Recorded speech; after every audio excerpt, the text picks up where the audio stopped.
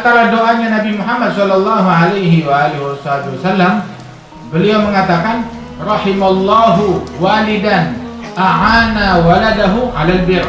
Ya Allah, berikan rahmatmu kepada seorang ayah, kepada orang tua, kepada ibu bapak yang membantu anaknya di dalam berbakti. Dia mudahkan anaknya untuk birrul walidain. Itu menjadi ibu bapak, ya. Jangan terlalu banyak menuntut kepada anak. Itu anak dituntut dengan macam-macam hingga akhirnya menjadi durhaka. Bantu anak kita untuk birrul walidain, permudah, jangan dipersulit. Ada datang satu orang ngadu kepada Sayyidina Umar bin Khattab, ya Amirul Mukminin, ini anak saya kurang ajar, anak saya durhaka, anak saya melakukan hal-hal yang membuat saya murka, udah keterlaluan, nggak bisa ditolerir lagi. Sayyidina Umar nanya, mungkin kamu dulu waktu dia kecil kamu pernah menyumpahi dia? Dan iya, saya pernah sekali menyumpahi dia.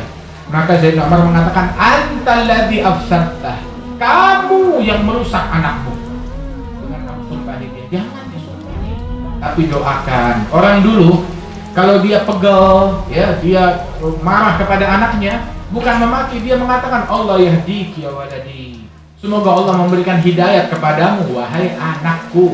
Didoakan, jadi dapat hidayat. Nah, kalau orang sekarang, tidak tahu, kalau di Aceh Masya Allah rapi, tapi kalau di Jakarta ini pergaulan bebas. Kadang orang tua tuh kalau sudah marah kepada anaknya, menyebut anaknya dengan nama-nama binatang. Ya betul, jadi binatang anaknya. Waliyadzubillah min dzalik. Ada satu orang ngadu kepada Sayyidina Umar, dia dipukul, dipecut oleh anaknya, dicambuk, dipukul oleh anaknya dengan pecut. Anaknya sudah dewasa, orang tuanya dipukul oleh anaknya. Sayyidina Umar nanya, kamu ajari dia ke masjid? Tidak. Kamu ajari dia Quran? Tidak. Kamu ajari dia hadis? Tidak. Kamu ajak dia ke majelis? Tidak.